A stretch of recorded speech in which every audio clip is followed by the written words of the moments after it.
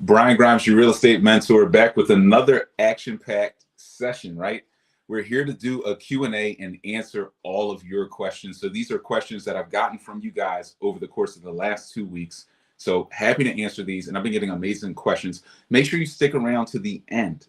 If you miss out on anybody's questions or the answers, that's where all the value is. You're going to kick yourself, right? You're going to miss out on some value that could take you to the next level. If you're new to the channel, like, comment, subscribe. Leave a comment that says, I subscribe. Like right now, leave the comment. For everybody who leaves that comment, I'm going to send you instant access to my free real estate training. It's going to show you how to acquire properties for pennies on the dollar all across the country. You don't want to miss out on that free offer.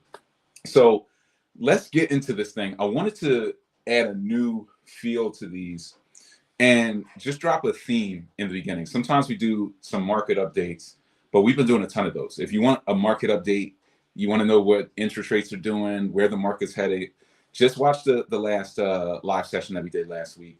And we're going to do another market update next week. But the theme of this session, before we get into some of the questions, is it's easier to raise money than it is to earn it.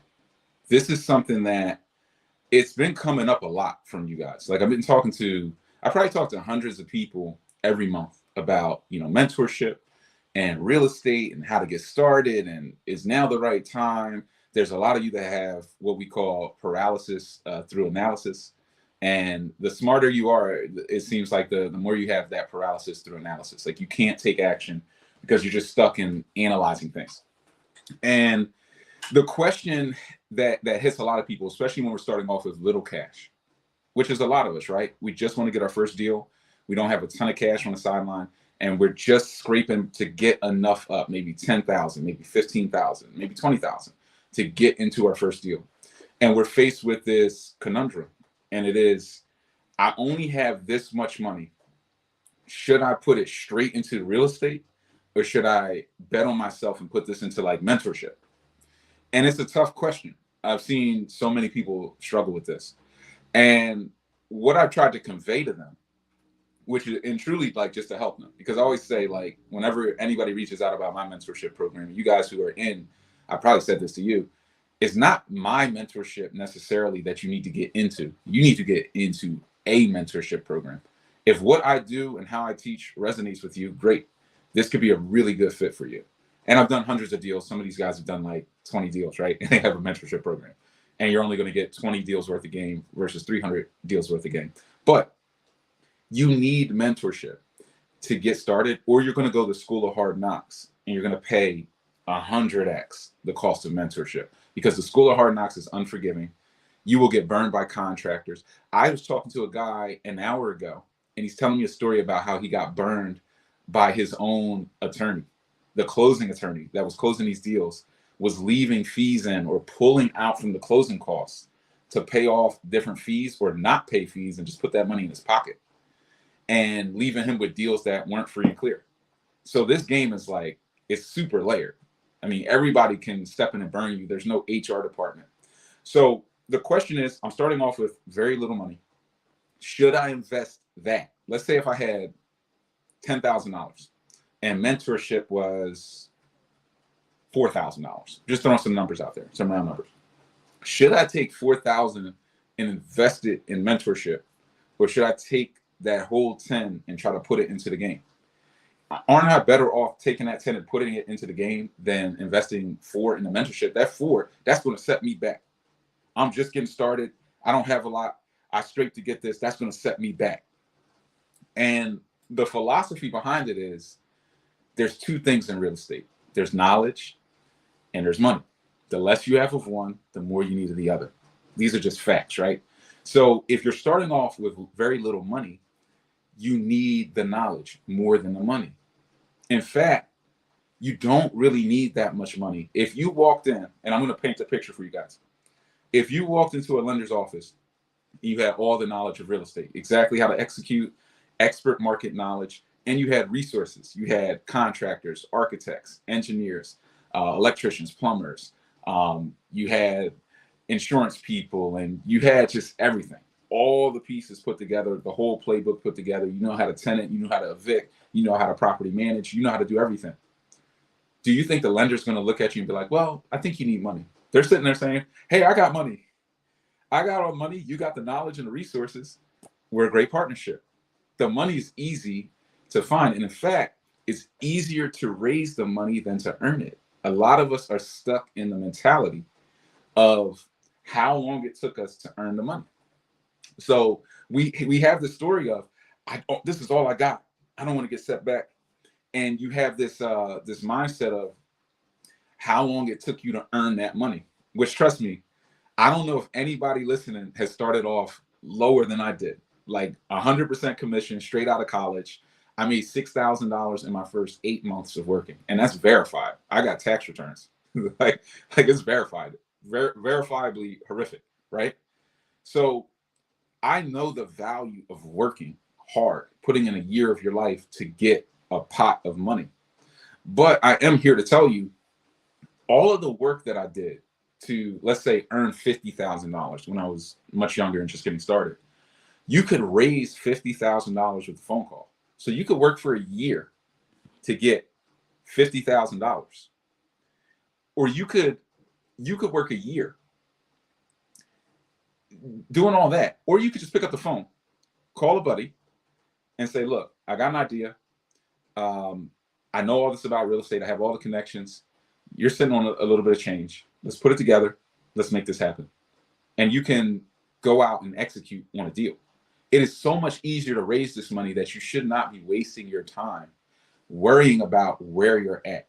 Your job, the less money you're starting off with, your job is even more to get to the knowledge, period. If you're starting off with $5,000, bet it all on yourself. Bet it all on your education. Because the more knowledge you have, the less money you need, period. Because you can raise it. You have lenders that will fund you. You need access to the knowledge and the resources. Mentorship, good mentorship, I'll say, gets you that. Bad mentorship, like just a run-of-the-mill group course, which there's a ton out there, it's not necessarily going to get you that.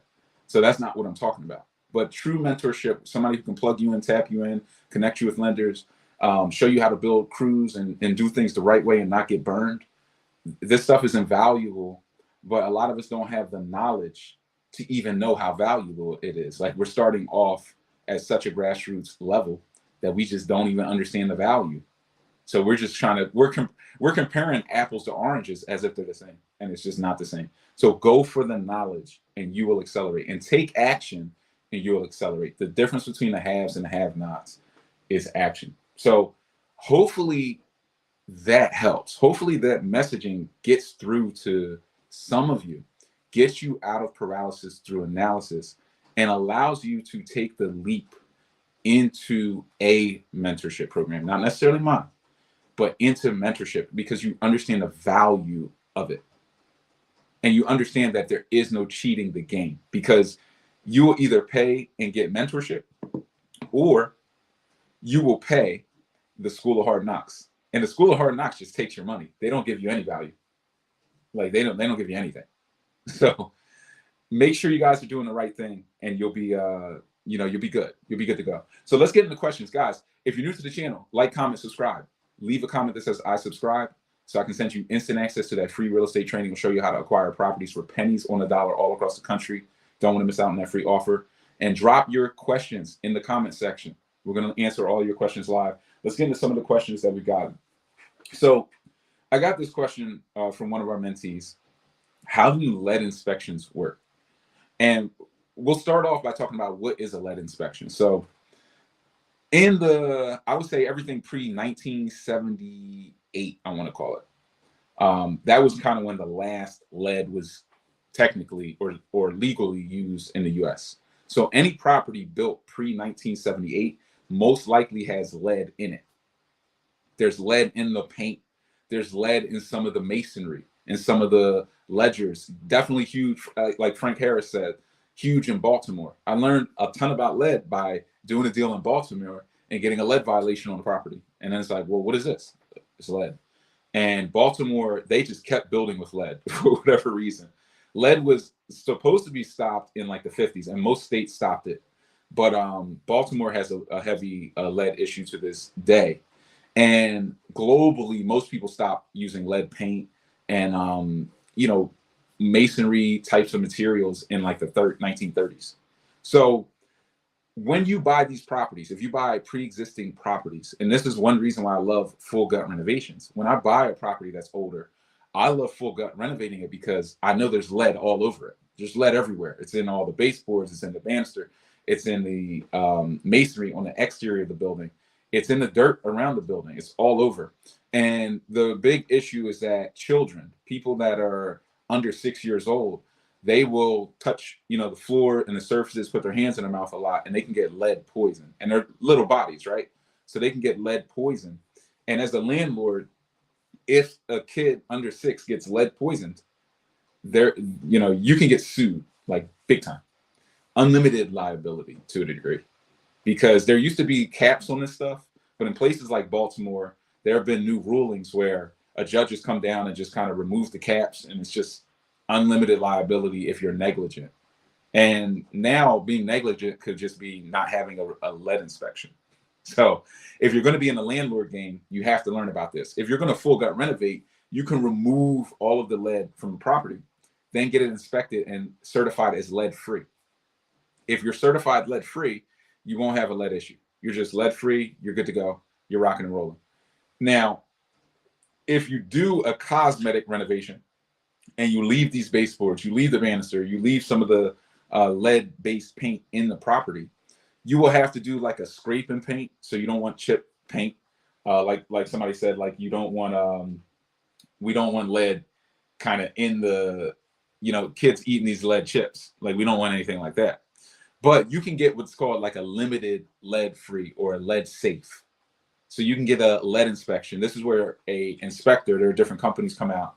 They'll just wipe down the property with dust wipes. So you want to clean it first, then they'll wipe it down and they'll send those off to a lab. And there's only so many parts per million that are allowed to be in that sample. And as long as it's under that parts per million, you're going to pass. You're going to get a lead safe cert. You'll need that before you move a tenant in.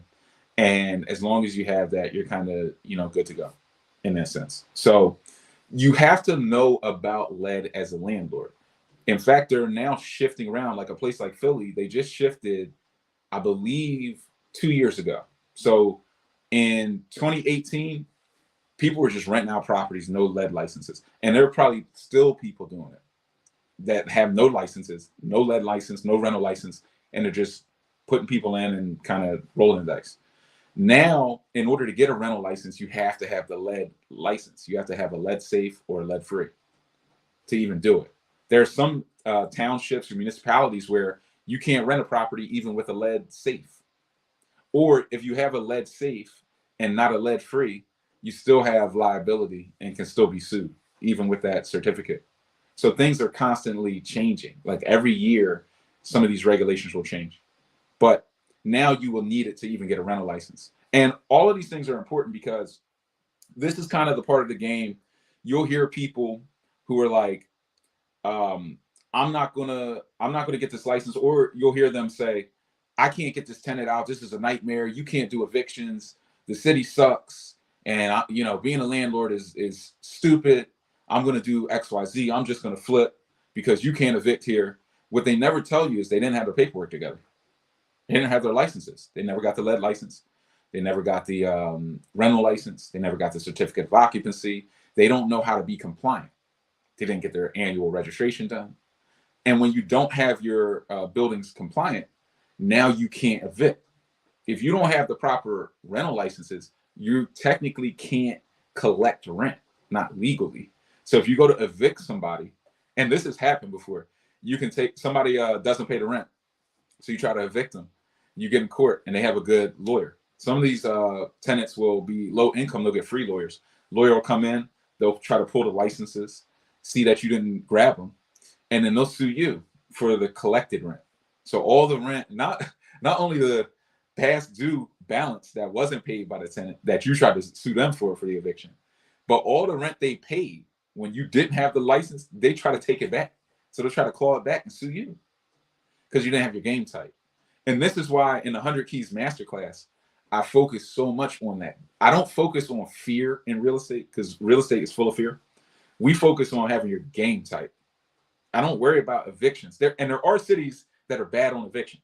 So don't get me wrong. There are places that There are places in America where if somebody doesn't pay, you don't even have to take them to court. You can put a two-day notice on the door, and it's like change the locks, pull out the electric. Like there's some intense states, right? But we're talking about kind of the evenly balanced states where you have to go to court and walk the path and file the paperwork. You just got to have your paperwork tight. You have to run a tight ship. So I focus more on that end of the spectrum, not necessarily just being fear-based, but just getting to the knowledge of here's how we have to run it. Here's how you have to run your collections. If they're late on the 1st, it's due on the 6th. They get a 5-day grace period. If they don't have it on the 6th, there's a 10-day pay or quit. If they don't have it by the 16th, you file. Period. You don't listen to the story. And trust me, they have the story that will pull on the heartstrings for the people who think this is the heart business. And you'll learn quickly after you get taken around the ringer, thrown around the ropes a bit, that this is not the heart business. They'll rip your heart out of your chest, some of these tenants. Not all of them, but some of them. So you have to have your game tight. You have to run a tight ship. You have to have rules-based systems that keep you compliant and keep you on top of the money. And if you do that, you don't really have anything to worry about as a landlord. You can scale this to hundreds of properties. You can have financial freedom. You can spend more time with your family. You can get that mailbox money. You can have everything you want. But you can't have everything you want if you're not compliant, if you're not doing it the right way. It will come back to bite you. And these are school of hard knock lessons that you don't need. Because here's the other funny part, speaking back about mentorship versus hard knocks. Hard knocks don't care. Mentorship is there to get you past these mistakes that cost you money. The hard knocks, I mean, you can make a $5,000 mistake. You can make a $50,000 mistake. I just told you guys in the last call we did, a guy who made a $200,000 mistake because he pulled a permit he shouldn't have. And then the city came out, looked around and said, we want you to full renovate this whole building and put a sprinkler in it while we're at it. Bring it all the way up to code. So it's just some stuff you guys have to think about. Guys, like, comment, subscribe. Trench just subscribe. Like, comment, subscribe. Leave the comment that says I subscribe. For everybody who leaves that comment, I'll send you instant access to my free real estate training. It'll show you how to acquire properties for pennies on the dollar all across the country. Don't want to miss out on that free offer. Get Guns TV. Explain leveraging people's mortgages. Okay, so how do we leverage existing mortgages? So it's very interesting, and this kind of blew my mind. When I first learned about it, it didn't register. It flew right over my head. I thought it was just like nonsense, right? But the first concept you have to understand with creative financing, and we go a mile deep into this into the masterclass. I certainly can't replicate what we've put into the course content, right? Because it's just hours and miles deep. But in general, there are people out there. There are millions of foreclosures every year that happen in America. Every year. They're going to happen no matter what. People are going to fall behind. And during times like now, during recessions or times where banks are running out of money, right? People are still going into a foreclosure.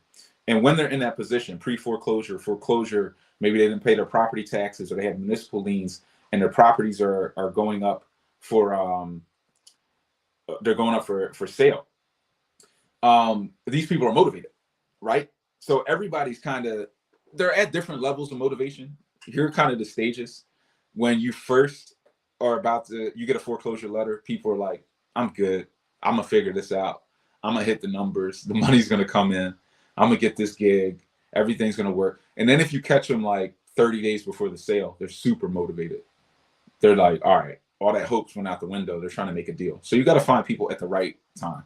And a lot of that is marketing. A lot of that is positioning, right? And just letting people know you can help them. You have solutions. But if you find somebody in this position, they're underwater on their mortgage, meaning they can't pay it. The mortgage is $150. The house is worth $155. They can't list it on the MLS and sell it because it's not in tip-top condition. It's lived in. So they're not going to get the market price, like top of the market. And by the time they pay the realtor's fees and commissions, there's not going to be enough to cover the mortgage. So they're truly in an underwater position. But because we know rates just doubled in a year, they might be at 3%, 2.5%, 2.7% on a 30-year fix. that they built equity into. They've been paying into this for 5 years and they just fell behind. You can go to that person and you can structure a deal and say, listen, nobody's going to give you 150 for this thing, right? Or 155, whatever you need to get out of this. Yeah, I know. That's why I'm in pre-foreclosure. If somebody was going to give me the money, I wouldn't be here. So, yeah. So what if I could get you the number you're looking for? Would you give me the terms? Well, what does that mean? Great question, right? The terms would be the subject to them deeding over the property to you, keeping the debt in their name, you taking that property, correcting the debt so that they're no longer in this situation, but now you're controlling it. And there's different ways to control that property. You can control a property with a lease purchase option. So you don't even have to do this strategy, but this is just leveraging the existing debt. There's also wraparound mortgages and all these different types of things that we get into in the 100 Keys Masterclass and in the group course. If you guys got here by email, there's a link to the group course as well, a discount link, family discount link for the bundle. And it teaches you about full gut construction as well. So it's probably the most affordable course out there, group course out there. Even though I'm more about one-on-one VIP programs and mentorship and spending time one-on-one, this is one of the most value-packed group courses out there that is going to teach you full gut renovation and all this stuff. But back to this. So you're now going to take this deal. You control it. You got them out of pre-foreclosure, so they don't have to be embarrassed. They're not going to get foreclosed on. Their credit's not going to get wrecked. It's a good situation for them, and they can move out and kind of go on with their life. There are some things about this. If you take over the payments after a period of time, the debt comes off of their debt to income ratio, and the payments come off of their ratio because you've taken them over. Once they can verify that you made like a year's worth of payments, and it really puts them in a better position. It puts you in a position where you can take this property, reposition it, rent to own, to somebody else who has compromised credit, who maybe got foreclosed on 3 years ago. Now they're making good money, but their credit's bad, and they want a rent to own opportunity. So now you have this property, you can reposition it without being a landlord. So you can serve as the bank. So now if the toilet breaks, the sink breaks, they wouldn't call Bank of America. Why are they calling you? So you can reposition these deals and start to generate cash flow and control an asset without being the landlord, which puts you in a truly unique position. So that's the high level of this thing. The weeds is in the course because there's a lot of fine print. There's a way to pitch this. There's a lot of knowledge you need. There's fundamentals that you need in terms of how closings work and how transactions work that are high level. But this is totally obtainable. This is something that anybody could tap into. You don't need a ton of cash or credit to do this. And a lot of you should be getting into this type of knowledge, especially if you're starting off with little capital. And this is one of the things where we say, look, if you're starting off with $5,000, $6,000, you don't have really much to lose by betting on mentorship and betting on yourself. Because if you take that $5,000 out there into the School of Hard Knocks, somebody's just going to look at you, ask you a couple questions, see that you're new and you don't know much, and take your money. That's this game. This game this is not white collar. A lot of us work white collar type of jobs. So then we assume real estate's white collar. Well, I get why people get burned because they don't have a real estate contract. If I create a great contract and have the contractor sign that contract, they'll do exactly what's in that contract, or else they'll pay the consequence. There is no consequence. There is no consequence for them. They take the money, they'll run off.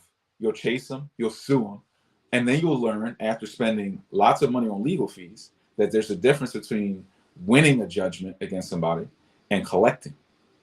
So you won't even collect. So you'll just be out of more legal fees. You'll be angry. You'll be hurt. You'll be turned off from real estate. And you'll be wondering, why didn't I just get mentorship? Why did I think this was better? It's not better. It's painful. And you'll lose, like all of us have lost, $500,000 or more to figure out what can be, behind the scenes of something like the 100 Keys Masterclass. So hopefully that kind of helps. Rob said facts over emotions is a business thing. It is. Rob is the definition of jump and a net will appear. This guy, he's he's kind of like exactly what I say about like the type of person that's highly successful in real estate. People who have an internal compass and know how to trust that. That doesn't mean that you just jump at any opportunity, but people who can recognize value and are like, this is it, this is going to pay off, and they have that belief and they can take action. They don't get stuck in paralysis through analysis. Rob's the definition of that, which is why I know he's going to be successful. It's a matter of time. It's a matter of opportunity, but opportunity is sometimes where that moment meets preparation. And there's a difference. Talking to my guy Wes earlier today, I was talking to him. Wes is in his he's 20. He just turned 25. Tell him happy birthday. Drop happy birthday in the comments. He just turned 25 on Saturday. This guy's locked in on this thing. We're talking about how he can do what I just talked about in the video, stacking up 20,000 a year, 1,600 a month, and getting this thing going. And Rob was like, "Am I locked in? Am I doing this?" And I'm like, "Look, you're getting prepared. There's a difference between sitting on the sidelines and getting prepared. There's a difference, and you guys have to recognize that. Some of you are sitting on the sidelines. You're not taking action. Others of you are locked in, learning, advancing, making more relationships, talking to lenders, getting HELOCs lined up, saving money, stacking up, planning, putting that money in a separate account for real estate. That's called getting prepared. So there's a difference. Do not think those two are the same, because they're not. If you're sitting on the sideline, don't pretend you're getting prepared. But if you're getting prepared and if you're in preparation mode, don't fool yourself into thinking that you're just sitting and you're not going anywhere. You are moving. You just can't see it. I can see it though, because I've lived that. I've taken 2 years to study and grind and stack up to get my first deal. So, and it won't take you guys that long because you have the mentorship for those of you who are in the masterclass. So don't confuse those two, because you're going to discourage yourself. You're going to think, oh, I'm just kind of sitting, I'm waiting. You're not waiting. You're getting prepared. There's a massive difference. There's a massive difference. Silverman said, Brian is great. He's for real. He just returned my call. I'm getting in his VIP program. Yeah, we just spoke earlier. And he's ready to rock and roll. He's ready to rock and roll. We're going to get tapped in. We're going to be working on a deal probably Friday. And he's ready to rip a ground up deal. Like he's red hot on his real estate. Can you talk about how to estimate rehab costs on older multifamily homes? It's a good question. I mean, look, rehabs, I'll just talk about my general process, because I can't get into abstract costs, but I'll talk about my process. Every time I go to evaluate a deal, I have to see the structure, because I'm usually looking for full gut. Full gut costs are relatively the same. Not that the cost can't change. The cost of labor is very liquid. It's very liquid. Like if commercial real estate is booming and a lot of jobs are being built, it's harder to get guys. So you have to pay them more. Or if there are alternatives, like Amazon's paying more money, a lot of guys will drive a truck for Amazon and make that 25 an hour, then they don't want to work for 150 a day, building houses, even if they like building houses. So you have to, one, keep that cost in check. But then you have to go out and see the property, see what condition it is in. How big is it? Is this 2,000 square feet or 3,000? What are you going to do to it? Are you going to build up a level? Are you going to add an addition? Are you going to leave it in its existing state? Does this property is it just a shell and like a row home with just like you open the front door, you walk right into the property, or is there like a front porch? Is it up on a hill, or is it right at the ground level? Is there a big backyard? Are there trees in the back? Is the roof bad? Is the roof good? Like there's all these different things that you have to evaluate and that go into your ultimate budgeting. But on an older home, most of us will make the mistake of not budgeting appropriately because we think we can save things. One, we just talked about lead inspections and lead issues and why you can't save a lot of things with lead in it. Or you shouldn't, because now you're going to be paying fees every year on these lead inspections, or every other year, depending on where you're at.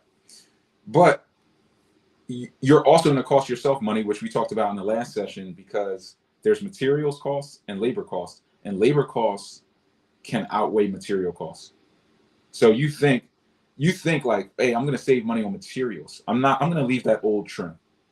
Not only does it make your property look bad, you don't get the ARV you want, but that trim doesn't cost that much money.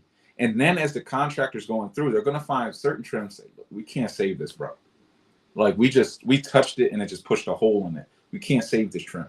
So now you're tasking contractors to walk through your house and make guesstimates on what they should keep and leave and rip out and this, that, and the third. And they'll spend more time thinking than working.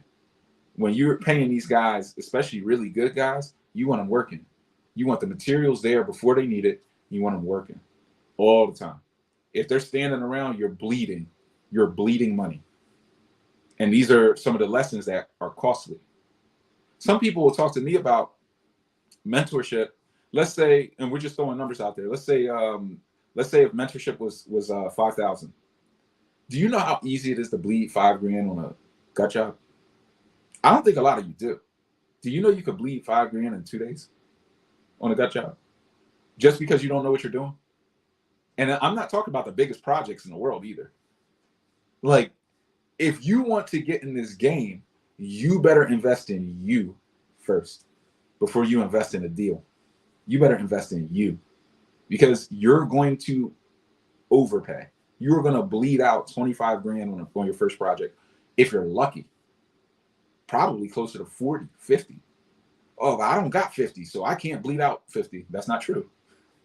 How many failed rehabs for my people in the Boots on the Ground program? How many deals do we come across where we're like, what happened? Somebody just in the Boots on the Ground program just picked up a deal that a guy ground up, by the way. He ground up this deal. So bought a land lot, completely reframed it all the way with a rooftop deck, double doors that open onto the rooftop, full plumbing, tapped in a 2-inch main for the sprinkler, full HVAC, ran ductwork through it, ran new electric through it, and ran out of money, disappeared. And we just picked up that project. But we run into failed rehabs all the time. Because why? Because the game don't care. You think, oh, I only got 10 grand. I'm gonna squeeze this thing. It's like you run into the wrong deal, they're gonna take all your money. You run out of money, you're out. Now the lender's foreclosing on you. So you have to understand this game. You have to understand this game. Frank said he loves it. Guys, like, comment, subscribe. Leave the comment that says I subscribe so I can send you that free training. Drop your questions in the chat so we can answer your questions. Get Gun says, so basically I'm just paying her debt for them, but the property is mine now. The deed, he who owns the deed controls the property. So if you have the property deeded over to you, the mortgage is still in their name. You're correcting the past due mortgage payments. Usually you will go into pre-foreclosure once you're 90 days late. So that's 3 months. So somebody paid like $800 a month on their mortgage, $2,400. So you come in with $2,400, correct the debt, get the property deeded over to you. Then you find a renter owner to put down $5,000 down payment and then pay you a premium over the mortgage. So you're collecting a premium and you got your $2,400 back. Then you went up $2,600 with the down payment. So now you're up. If you did that in 30 days, imagine. So you might not even put out the money, right? Because if I can structure it on a 30-day close and find the renter owner before I even close and get the first person moved out, now I can do them simultaneously. So I don't even need money because I just manipulated the paper. I got the deed. I got the $5,000 deposit, and I took the $2,400 out of that. Boom, pay off the debt, control the property, put the $2,600 in my pocket, collect the cash flow. That's the game. But a lot of people never learn the game. And these deals happen. Do they happen every day? No, but they can happen any day. How many of these deals do you need? Most people only need 2 or 3 of these deals a year to completely change their life and break free from the 9 to 5. So why are you worried about if there are 100 deals out there, 200 deals out there in your market every year? It doesn't need to be. It just needs to be a handful. How many of those deals do you need? It's a good question, right? I stay in a bad city, I stay in the hood, and I'm looking for some properties in the hood. Is there money in the hood property or no? I mean, there's gold in the hood. There's gold in the hood. Period. There's gold in the hood because most of the money is made in real estate is made when you buy low. When you buy in the cities or in the pockets where you can get those properties really cheap and then hang on to them for 10, 15 years and let the market turn, let the market flip over. It's simple math. If I go buy a property, let's say I had $500,000. So I could buy 10, $50,000 properties in the hood, or I could buy one property in an A-class neighborhood for $500,000. So I get the one for $500,000. 10 years go by. In that A-class pocket, it's going to be hard for that $500,000 property starter home to be worth 1.5 million. It's going to be hard in 10 years. Now those $50,000 properties, they could be worth 200,000 if the market turns, 250 because it's still within the affordability range. Average American makes $50,000 a year. Average American can afford 6x the median average income of the area, which would be 300,000. So those properties, even selling for 200,000, are still within the affordable range for the average American, meaning high volume, high demand for starter homes. So now all 10 of my $50,000 properties are worth 200,000. So they all 4x in value. Whereas that one property, maybe it went up to 750, 800 in the A class. So I made more money. And this is the magic of real estate and the magic of investing in the right types of assets. Properties have what I like to call an inherent value. So what does that mean? If I buy a property in an A-class neighborhood for $500,000, right? And it burns down. The cost to rebuild that property is probably like $280 to ground up it from the dirt. If I buy the property for $50,000 in the hood and it burns down, the cost to rebuild that property is probably like $180 to $200. The inherent value of the property is still $200,000. So that tells you that the property is trading for less than its inherent value. The cost of the bricks, the cost of the dirt, the cost of the foundation, the cost to be tapped into the utility lines. These are all real things.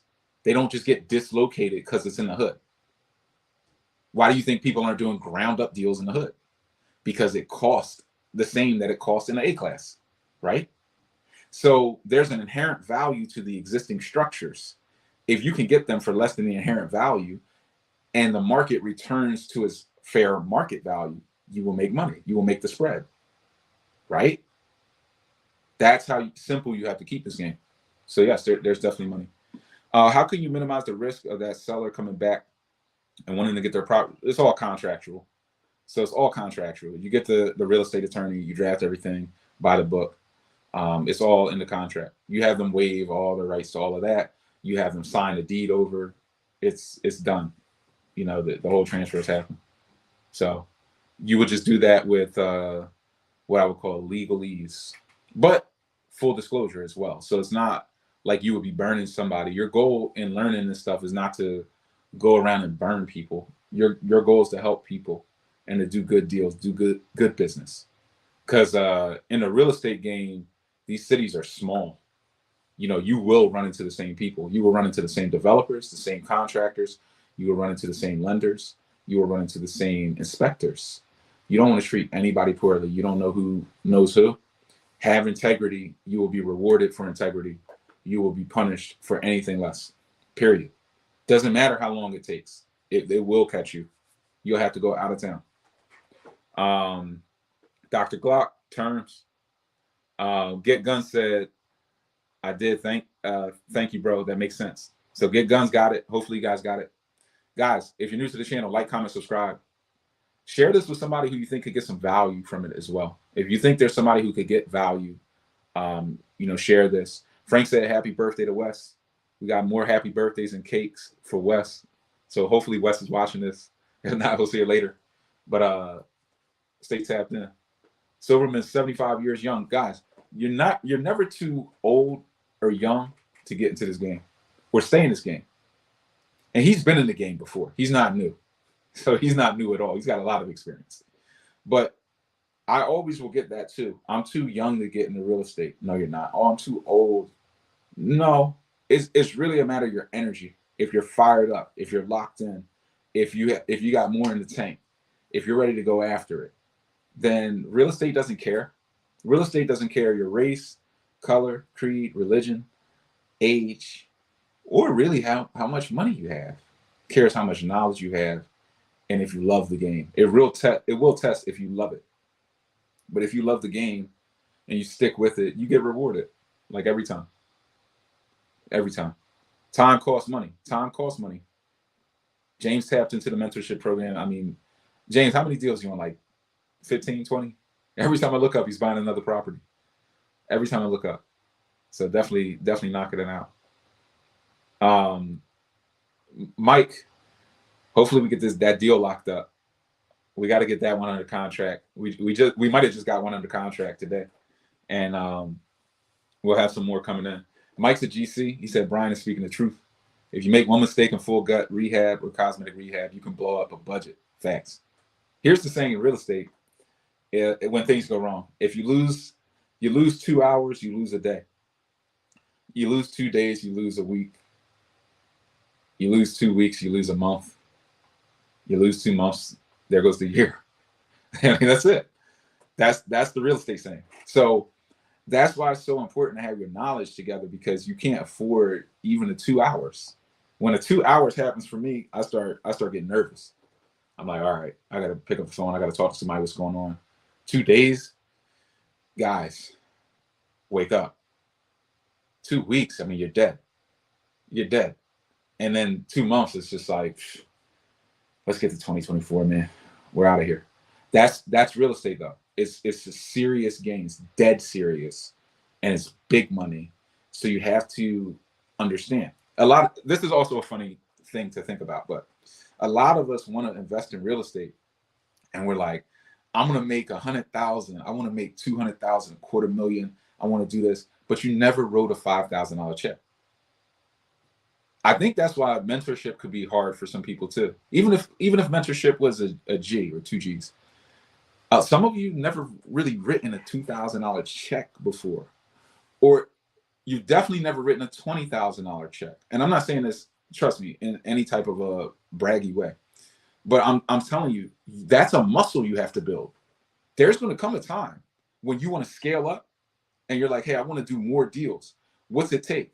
You have to have that muscle. You're going to have to write a $40,000 check and be comfortable, and that's different, man. You're going to be tested with some of these things. That's really different if you've never done it before. You have no mentorship. You have nobody to talk to, and you're just trying to figure it out, and you're hoping you don't get burned. I wrote the $40,000 check, had the contractor run off with it, right? So I'm not immune. That's what I'm saying. This isn't bragging. I got burned. I had to learn, right? But there's cheaper ways to learn than that. For real. Like, there's way cheaper ways. But understand that discomfort can be there even with tapping into mentorship, because you might be like, man, you might just be uncomfortable writing big checks because you're not there, and that might be your barrier, even though you don't realize it yet. You think, oh, I need knowledge, I need all this. No, you just need to become more comfortable writing big checks, and as soon as you become more comfortable writing big checks, you can make hundreds of thousands of dollars in real estate. And before you become comfortable doing that, you'll never make the money, and that's a tough thing to recognize, but this is part of the truth. This is part of scaling, to the next level and figuring this thing out. It might lose all value. We got decent cribs out here, 20, 25 bands. Yeah, if you can get a house for 20,000, 25,000, and you can cash flow it, you can, you can make some money. Mike said, yeah, we locked up today. Look, we're getting deals. People in the mentorship program, it's like Q1 has been so amazing to me. The texts that I get, the deals that are being locked up by people that are in a mentorship program or the boots on the ground program, it's just been an amazing Q1. March in particular, been a lot of deals that I've seen get done. There was also some people came to me. It's a husband and wife group. They just locked up a deal like 10 state lines away. Like, they're from down south. They just locked up a deal in the Northeast, completely out of town, tapping into the exact systems and strategy of the 100 Keys Masterclass, exactly like how I would do it. They followed it step by step. And when they joined me, they're an interesting group, because we talked, they were like ready, and then they were like, nope, we're gonna kick the can, which I talked to some of you guys about if you talk to me about the mentorship program one-on-one. They kicked the can. Um, they wanted to go out, do it on their own. Then they came back like a year later. We didn't figure it out on our own. They got into the mentorship program. Finally got their deal. Out of town, boom. We just executed. Tried to do it in town, wasn't working out. Numbers weren't looking good. Boom, out of town, in a deal. They just closed last Thursday.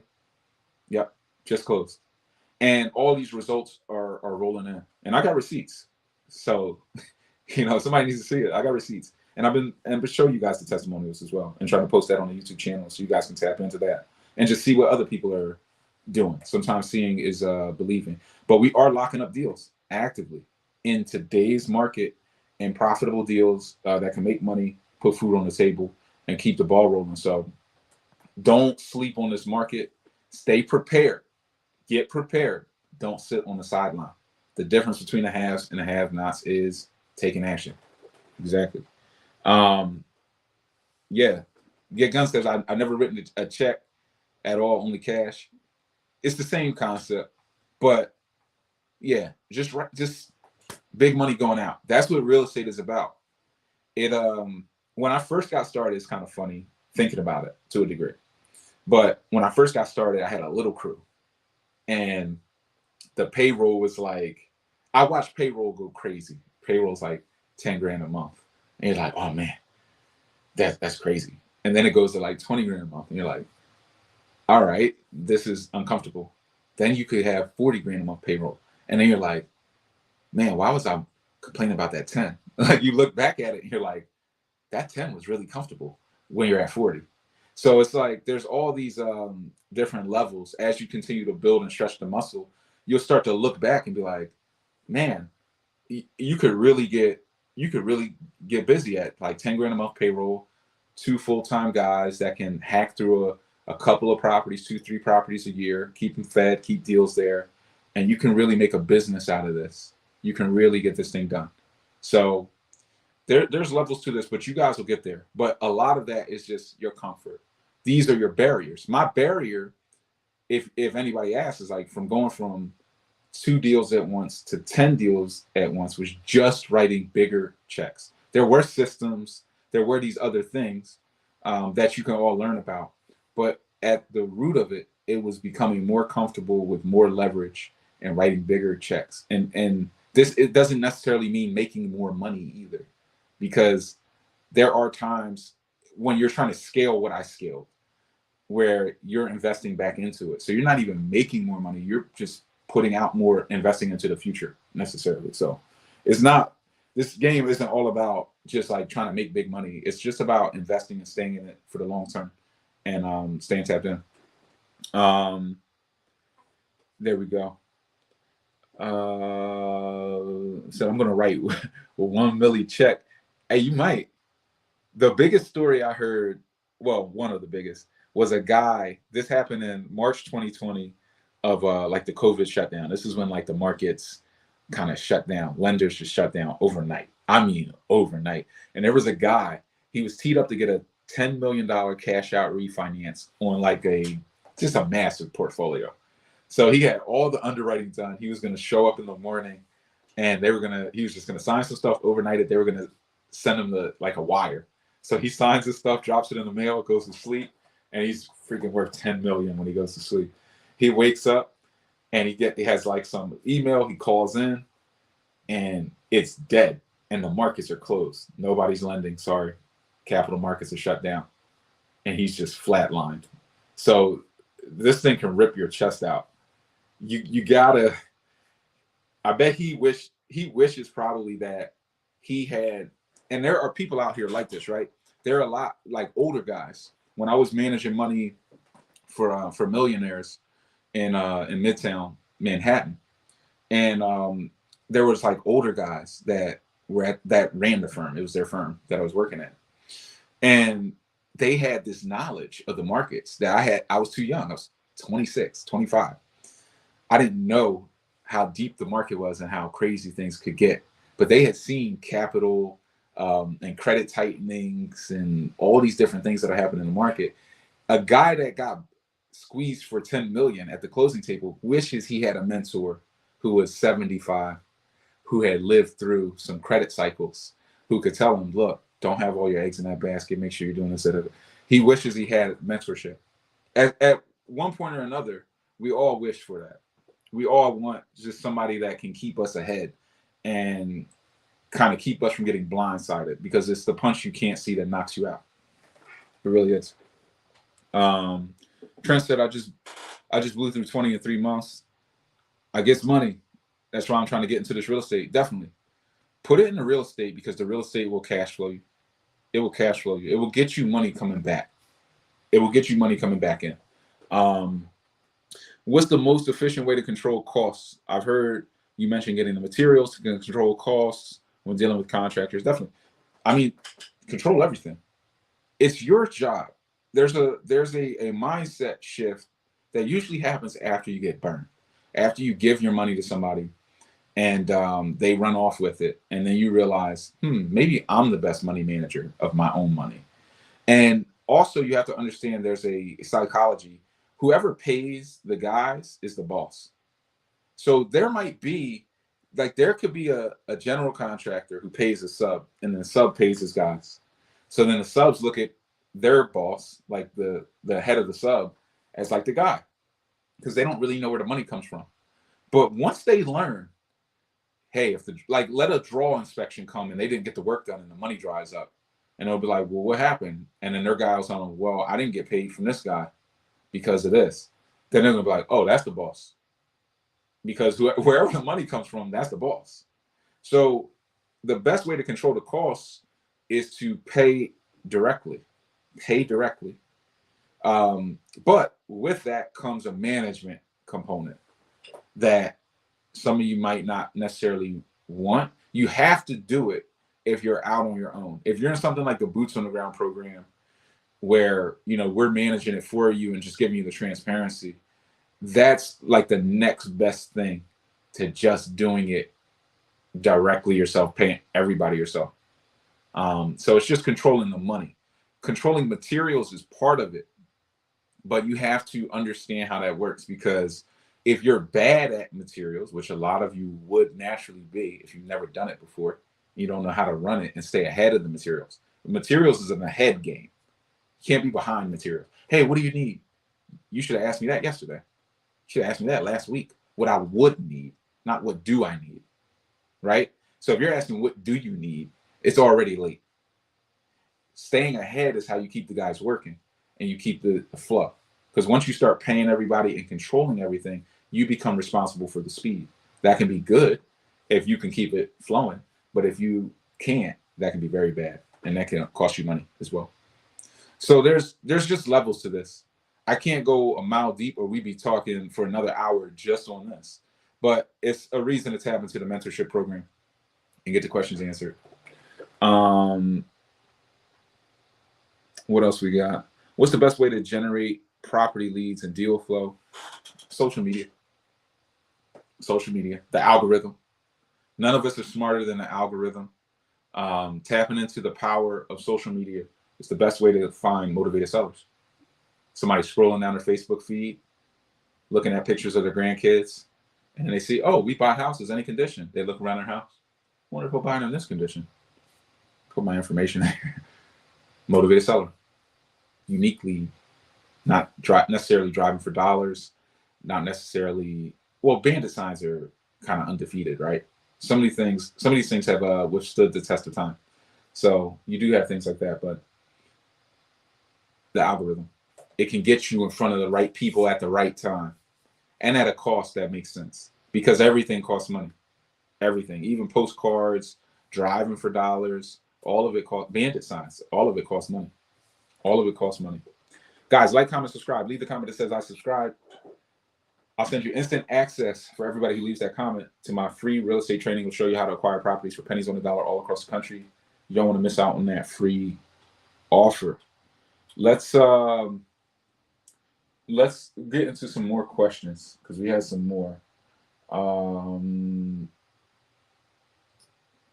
We got this question. I'm having trouble finding the money to save to invest in real estate. What should I do?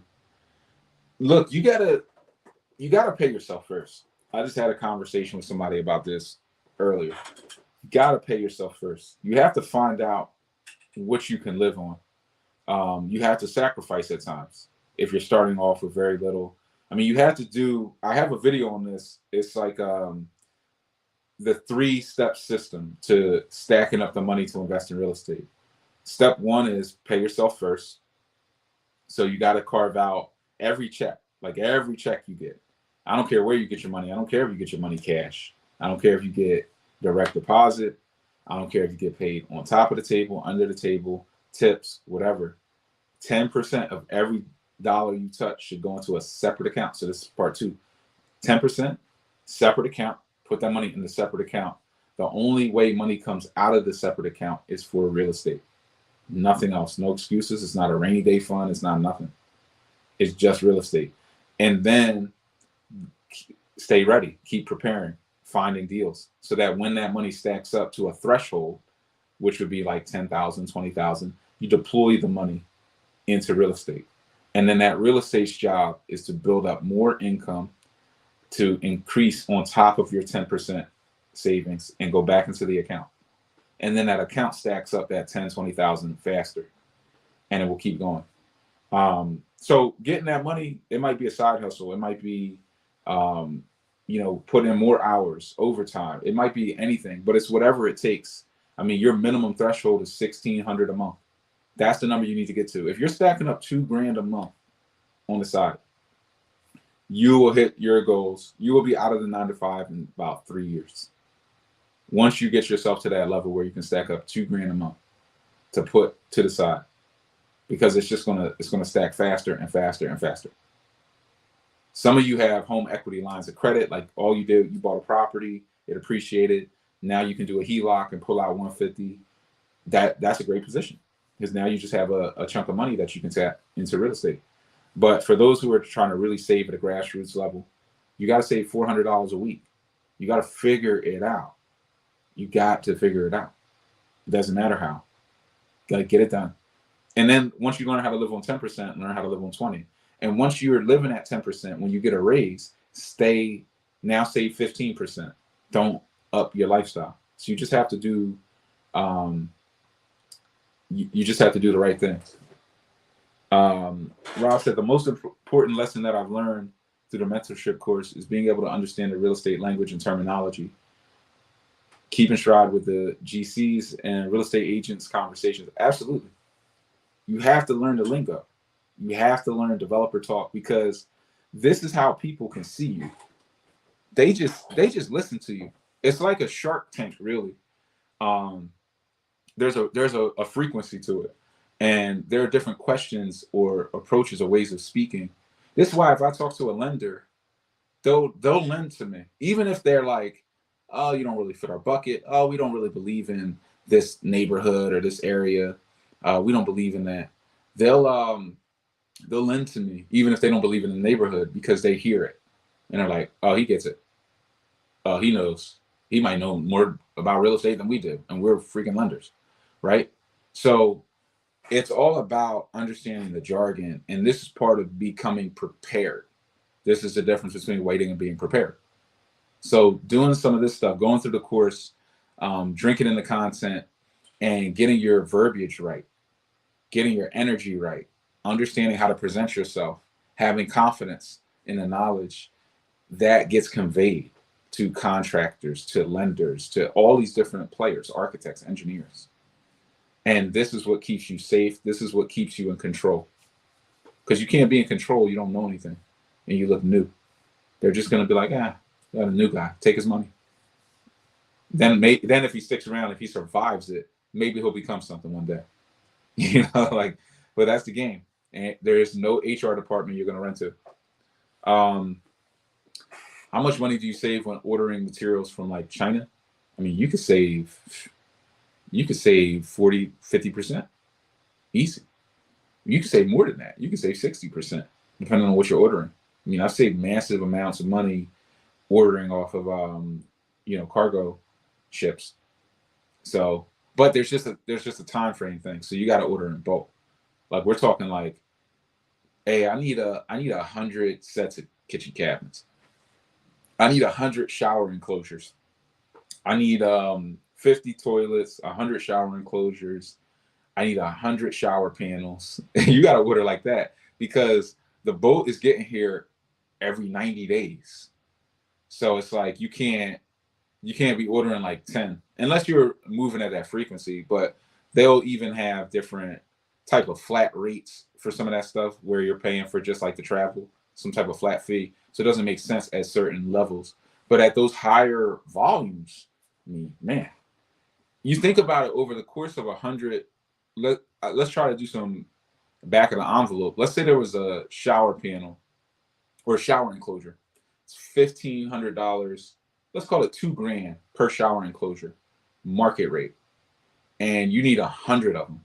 That's 200,000, and you saving 50% by just getting it from China. You're saving 100,000 just on shower enclosures. Now that's just one item. Now, what if you did that on everything in the property? Essentially, you could save in your same development process in a year a couple $1 million by having a warehouse and scaling up and learning how to do this stuff. That's the economy of scale. But, and I had, when I was scaling this, I had a partner. I'm arguing with this guy, which is why I don't always recommend partnerships, because sometimes you spend more time arguing than just doing a deal. That's why I think ownership is a solo game, and real estate is a team sport, though, because you need a lot of people. But back to the arguing, I'm arguing with this guy. Hey, we gotta get a warehouse, man. The warehouse costs $3,000 a month. Got a whole thing financed, $3,000 a month. The warehouse immediately started saving $50,000-$60,000 a month in materials and efficiency, because there's speed there. But I don't want to get in all of that because you're going to get me in the weeds. But there's some speed there as well, so more efficiency, a lot more efficiency actually. There's almost arguably more efficiency than material savings. That's the scary part. That's the scary part about a warehouse, if you're using it the right way. So for $3,000 a month, and the guy's complaining to me about $3,000 a month. He can't see. He doesn't get it, right? And then who needs to argue with that when houses are, falling down and getting bulldozed and water pipes are bursting, and real estate is doing this thing, and tenants are doing what tenants do, and there's a lot to deal with a full-scale real estate operation that you don't have time to be arguing with people about foolish things. So that's kind of that. What are my thoughts on courthouse auctions? Listen, auctions can be really good, but you have to know what you're doing. Auctions are specialized. Auctions are they're not a game, guys. Auction. Oh, I just got a text. I just got an email saying that we're under contract on a deal. Just got one. So that's great. But auctions are specialized, guys. They're super special, and there are things like redemption periods where people can come back and you win an auction bid, and somebody comes back in and they're like, hey, I want to redeem my property. I got my back taxes, and maybe you already renovated the property now, and they redeem it and you lose money from the renovation you did. There's stuff that you need to learn. So the auction, you can make money at the auction, but you need to spend more time preparing and getting tapped into the knowledge. That is something that when I first started doing the auctions, the first couple I just went. I sat at the auction, I watched, I learned, I figured it out. And that was before I started going in and really like bidding and really going after this thing. And I talked to attorneys, I talked to other people. The thing I loved about the physical auction is you can go up to other people, talk to them, ask them questions, and learn just kind of from them. And the more you know, like if you are new, if you're truly new and you don't know anything about real estate really, you probably don't even know what questions to ask a professional. Like you walk up to some guy and ask him something that's just like you're not going to get any value out of, and they're going to look at you like, oh, this guy's too new. They're too over your head. But if you're tapped into like the master class or some type of mentorship program, and 80% of what you need to know, and you go to that auction, you're going to get the other 20 because you're ready now. You're at a different level. So, you still want good mentorship, but there's also some of this like hands-on physical experience. And the auctions can be good for that because you can do dry runs of the auction and really get some knowledge. But they are valuable. You can get cheaper properties than almost anywhere. I mean, at the time when I was really rocking the auctions, I mean, you're picking up properties for 20,000 with $250,000 ARVs all day, like all day. I went to one auction, grabbed 20 at the auction, and like I think it was like a weekend, just sitting people down. It was one of the most fun times I had in real estate. People just trying to outbid you. Sit down, sit this guy down. I had a guy with me that I was making like kind of bid, so he was bidding, and I was just like, sit him down. Like if he sits you down, you're out of here. You're not gonna have a job. Just like having fun. Like we weren't gonna let the guy go, but auctions can be a lot of fun, and you can get a lot of value, but you have to know what you're doing. It is not something where unsophisticated people are at. Like it's not just like, oh, I want a cheap deal, let me go to the auction. No, the most sophisticated players in the municipality are at the auction.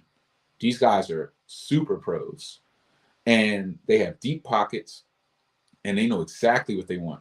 You will get some mom and pops who are like nostalgic and they want the property in the neighborhood they grew up with, and they're just going to outbid everybody for it. Like they don't care.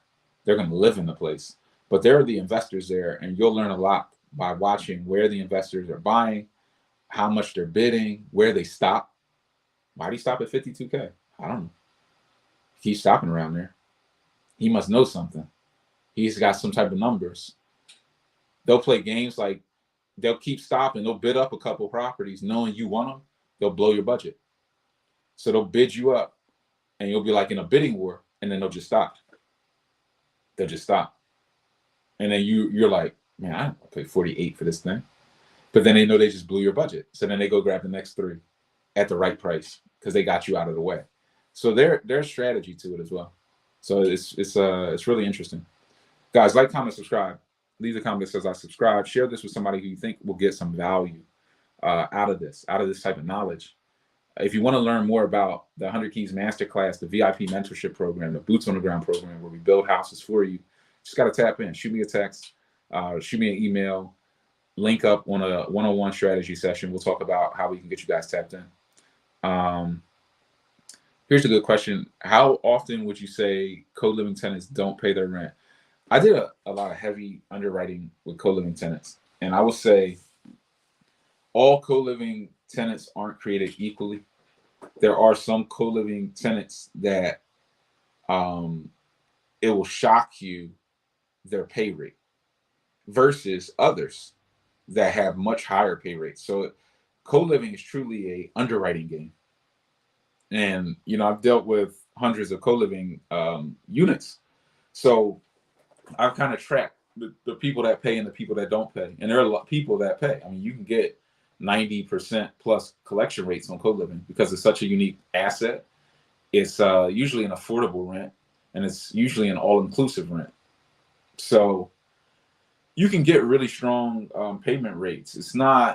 You'll probably get lower payment rates in Section 8, realistically. But there are certain people that make good co-living tenants and certain people who don't. And that's something that, you need to know if you want to get into this co-living thing and really rock and roll. But the premiums on co-living are very high, very high. So it's definitely a way to beat out the competition, even now during a higher, this higher interest rate environment. Guys, let me see if there are any other questions that we should tap into. If you guys have any more questions, drop them in the chat. I just want to touch on a few more, and then we'll wrap this thing up. Here's a good one. When pitching a deal to a hard money lender, how much info should I give them? I got this question, and a lot of people need to hear this. When you're pitching a deal to not only a hard money lender, but any lender, less is more in a sense. Most of us don't realize this, especially when we're new. But a lot of lenders don't know much about real estate. It's the most shocking. It's peculiar. It's like the most shocking thing in the world. Like, what do you mean the lenders don't know about real estate when their whole business model is to lend money to real estate investors. They don't really know. The more shocking part is the people who lend to developers like us, they're trusted by people with even more money than them. The people that, well, here's the layers. There's a lender. A lender probably has somewhere between 2 to 5 million, a lot of these guys. And then they take that and they leverage it with something called a warehouse line of credit.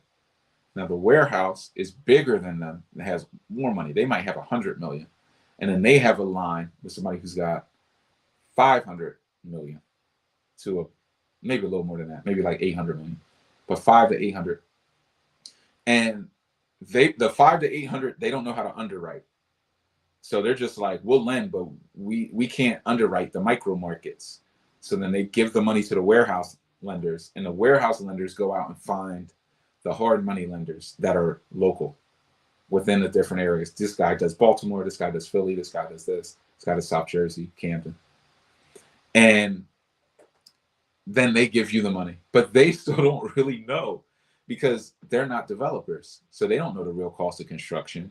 They don't know what people are dealing with, what the architects are doing, what the engineers are doing, what L&I is doing, how fast the city's moving on permits. They don't know how to get a deal done with or without permits. They don't know how to get a deal done, the real way. They don't know how long it takes to build a house. They don't know what the cost of lumber is today and if it was more expensive yesterday. They don't care. All they do is a minimum level of underwriting to meet their requirement to qualify with the guy who has more money than them. So to make everybody comfortable, make themselves comfortable. And your job is to kind of less is more. You don't want to give too much info. Oh yeah, well, I'm going to take this and I'm going to do this and I'm going to do co-living. I'm going to turn this into a 3-unit. You're going over their head and now they're uncomfortable. They're just like, I don't know what you're doing and this doesn't fit and it's not a good fit for us. But if you just tell them, look, this is basic. We're going from single family to duplex. We're going to fit as many beds and baths in here. We're going to crank the cash flow. It's a great deal. The appraisal is going to look good. As long as the appraisal comes in, thumbs up. And then shut up. That's it. Don't get all into your whole deal, your whole mindset, because you don't know enough yet. You don't know how to wow a lender. You don't have that knowledge. You haven't been on the phone with lenders yet. So you just need to take your time, go through the process, get a deal done. And then, the red carpet will kind of roll out. You'll get more money. You'll be able to do more deals. But that's a bit of advice is don't give too much, because you will give too much naturally thinking, I'm going to give them so much information they'll be comfortable. No, you're going to give them so much they're going to be uncomfortable. You're going to kill the deal. Just say the bare minimum and be done with it. Be done with it. And if you don't know if this is too much or not, call me, text me, reach out before you get in that position with them. Because you don't know yet that they don't know. They don't really know enough to be made comfortable. The way that they'll be made comfortable only is if they get big dogged. If they talk to a real developer and Rob said they don't need a dissertation. Facts. You're not going to get an A+ on this paper. You're going to get an F, right? So the only way that can really work is if they get big dogged by somebody who's done a lot of deals and they can just tell by how you're talking and by your relationships and the fact that you've done it before. So yeah, less is more. Less is more. So that's that, guys. I hope this helped. If you guys have more questions, you know how to reach me. If you want to learn more about the mentorship program, definitely tap in. If you haven't liked, comment, and subscribe, tap the notification bell. Stay tapped into the channel. Keep building your education. Keep preparing. Stop sitting on the sideline. Get into the mentorship program, for crying out loud. If you're just still sitting there and you're not sure what to do. But don't sit on the sideline. Stay prepared. Always be preparing. Always be stacking money. Always be learning. Always be tapping in. Go to the auctions. Learn. Do this. Put your hands on deals. Go see deals. Inspect properties. Always be prepared so that when the timing is right, you can strike. You can strike while the iron is hot, and you can get the deal. and you guys will be, on to the next level. So hopefully this helped. And like I said, if you guys want to reach me and talk about mentorship, just reach out. Brian Grimes, your real estate mentor. I'm signing off. Any more questions, you guys in the masterclass, just shoot me a text and we'll go from there. Appreciate it.